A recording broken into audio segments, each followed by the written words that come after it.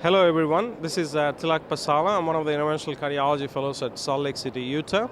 I'm here for the Fits on the Go video blog. I have here with me Dr. Morton Kern. He does not need any more introduction. He's from California. And welcome, Dr. Kern. Thank you. Pleasure to be here. I know that you do a lot of hemodynamic things and probably one of the pioneers in fractional FFR and things like that. So what are you seeing some of the advancements in the field, and what is exciting about that in the ACC right now? Okay. So fractional flow reserve has been here for a while.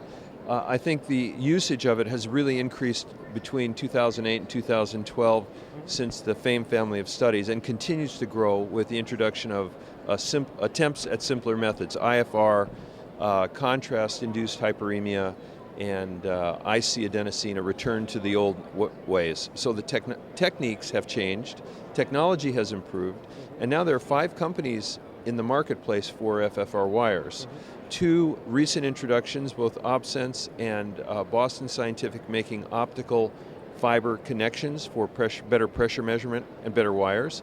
And then 1 company, Assist, making a micro catheter that goes over your own pressure wire, which has an optical fiber coupler. So the technology for measuring pressure with these devices has increased. Now, you can use these pressure wires for a lot of things, but predominantly coronary assessments. But it can be used for aortic stenosis. They could be used in unique applications in congenital disease.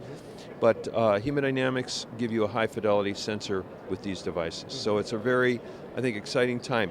In terms of studies and new things coming out, the IFR community is waiting for the results of some very large trials of DEFINE, FLARE, and DEFINE FLOW, which are going to talk about both IFR compared to FFR and CFR compared to IFR and FFR. So these are advances.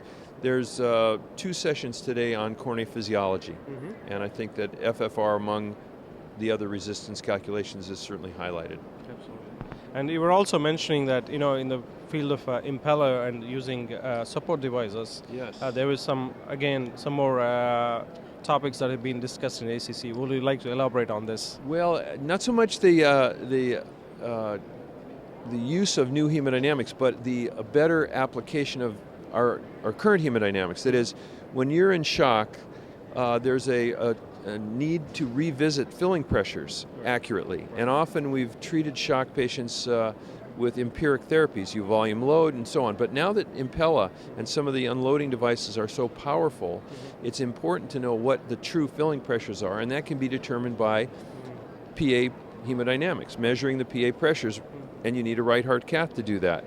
So when you introduce right heart cath back, many of our fellows may not be comfortable or familiar with the interpretation of the PA pressure tracings again, and certainly the intensivists who deal with these patients in the CCU may not have that breadth of knowledge. I think the re-education and the reintroduction of classical right heart hemodynamics is going to be a big plus for the fellows managing these sick patients. Yeah, I have a quick question on that. But a lot of times we see that in a patient coming in with a STEMI in cardiogenic shock, a lot of the times we do not put a PA catheter in.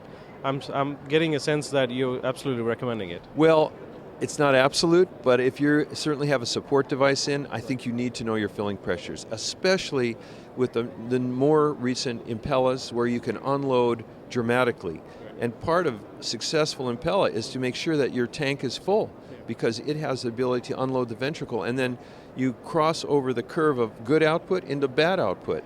And so you need a PA catheter. Every time, not yet, but many times, yes.